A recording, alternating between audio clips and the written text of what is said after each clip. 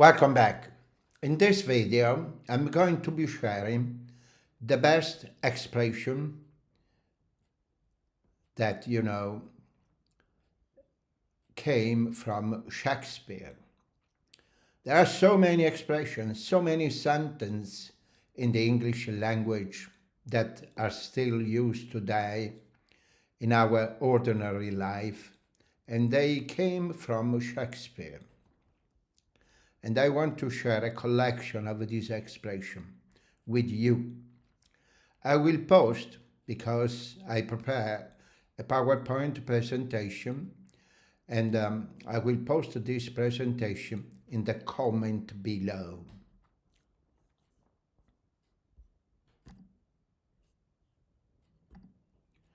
So, the best English expression from Shakespeare.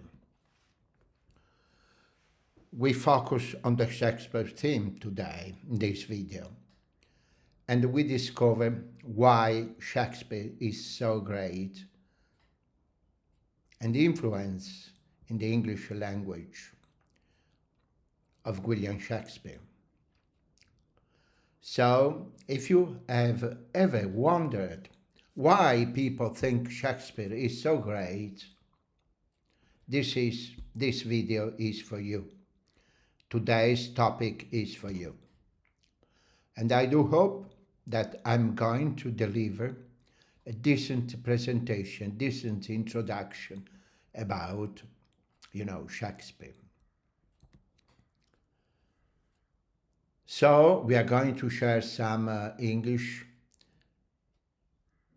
expressions, sentence that came from Shakespeare.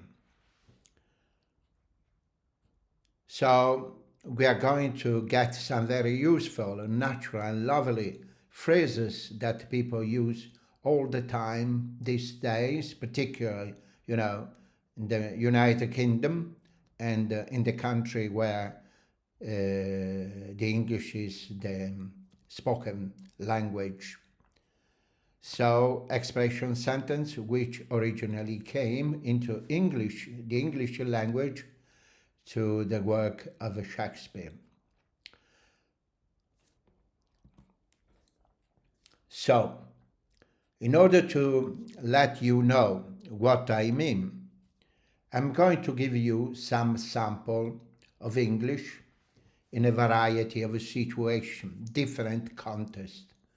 For instance, a football manager interview that, it was recently released in a press conference in Milan as the final champion is approaching Saturday with two very important football clubs, PSG and Internazionale Inter. In Italy we say Inter Football Club, the final UEFA champion. It's a very important match. An expert talking about the future of artificial intelligence, a new report about a natural disaster, and a friend who is describing crazy things that happened to him, an English teacher that is talking about is giving us an advice in order to overcome some, difficult situation, particularly when we have to deliver a presentation. And some friends that is talking about his experience in a park on a roller coaster. The last one is about two people on a date. So, as I said, we are going to focus on various words, phrases in each of these situations. And you have to try to listen carefully, because in each of these situations there is some sentence from Shakespeare. So the question is, which bits of vocabulary, phrases, expression, idioms do you think are from Shakespeare? And just to let you know that there are 12 expressions from Shakespeare and a few other nice bits of a vocabulary. So you have to try to figure out in which situation, which context there is some sentence, idioms, expression that comes from Shakespeare. The first situation is a football manager is talking to the press about his team upcoming game against Paris Saint-Germain in the UEFA Champions League, UEFA Champions League. The interviewer asked Mr. Simone Inzaghi, manager of International Football Club, this question. Big game next Saturday, isn't it? UEFA Champion Final. You are up against the great PSG. This is a tall order for Inter, isn't it? And this is the answer Simone Inzaghi gave. A lot of people talking about this game like we don't stand a chance. But this is the champion. Surprises happen, upsets happen. All I can say is that we'll give it our all. We will bring the game to them and fight fire with fire. And the victory for PSG here is not a foregone conclusion. By any means, we know their record, but they are not the be-all and end-all. As long as we are still in competition, then we have a fighting chance. And again, this is a champion. Anything can happen. And nobody should underestimate Internazionale Football Club. The second contest is a linguistic expert who is giving a talk about the future of artificial intelligence and the language learning. What we are seeing in terms of advances in artificial intelligence is nothing less than a complete sea change in the world of language learning. So far, we have only scratched the surface. It really is the tip of the iceberg. The third contest is a reporter who gives a new update from a town which has been severely damaged by a flood. Residents are describing Willow upon Thames this afternoon as a very sorry sight indeed, after flood damage has made many of the homes very uninhabitable, the roads impassable, and the town sent completely cut off from almost all mode of transport except boats and helicopters. The fourth, your friend is telling you a story about a robbery. We were in bed, about to go to sleep, when all of a sudden there was this huge cracking noise from the front door. But as luck would have it, Jeremy had just installed an alarm like literally a couple of days before, but hadn't put up the stickers on the door, so it wasn't obvious. So, as soon as they forced the door open, the alarm went off, and the security camera got a photo of all their faces. The police managed to find and arrest all the robbers in one fell swoop. Number 5. An English teacher is giving a lesson about social English in a networking situation at work. You have to deliver a presentation, for instance, in an audience. Many of the people who is attending, you don't know them. So, one of the most important things to do at the start of a meeting is to find a way to break the ice and to get the ball rolling. This is the suggestion. Number 6, you are describing a roller coaster ride you went on at a theme park during a holiday. Oh my god, it was insane! I tell you, it's not for the faint of heart, this ride, but it's awesome. Number 7, a new reader is giving details of the death of a celebrity. The star of the Impossible Journey films was found dead in his holiday home yesterday afternoon. Police do not suspect foul play at this time. Number 8, you are talking to a former colleague in a cafe you haven't seen for a long time. Isn't it funny? This is exactly where we first met each other. So much has changed, but here we are again. I know, you say. It's like we've come full circle. So, my question is, which expression in these sentences, in these different contexts, I share with you, do you think were from Shakespeare then? So I give you the time to think for a while, try to figure out, if you have watched and listen carefully, you should have the ability to figure out in which context you found out Shakespeare's sentences, idioms. Okay, I give you the answer. There are 12 of them. The first one is a foregone conclusion. I give you some explanation, some detail about each of these expressions.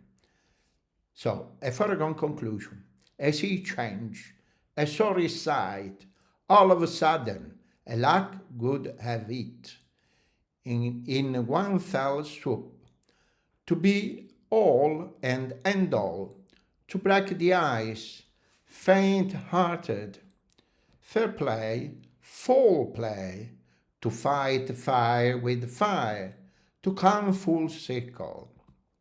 So, let's go to all these things in proper detail.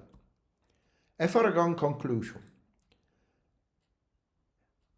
The result of this climbing competition is not a foregone conclusion because the climbers have a very similar skill levels, and so we have no idea who the winner would be. Another example, the jury's decision was a foregone conclusion after the overwhelming evidence presented in court. That means that we knew exactly what the jury would decide. It was obvious. The evidence that the defendant was guilty was overwhelming. So the verdict was a foregone conclusion. A sea change. Here is an example sentence, 2 sentences. What we have seen in terms of the advance in artificial intelligence is nothing less than a complete sea change in the world of language learning. The introduction of artificial intelligence in the workplace has brought a sea change in how business operates. So, a proper definition, an appropriate definition of a sea change. A profound transformation, a big change, a bit like the way the sea of the ocean can shift on a huge scale, or the way the epic power of the sea changes things, eroding and reshaping the land, changing anything that it touches. So this is an evocative image suggesting a deep, profound, and long-lasting change.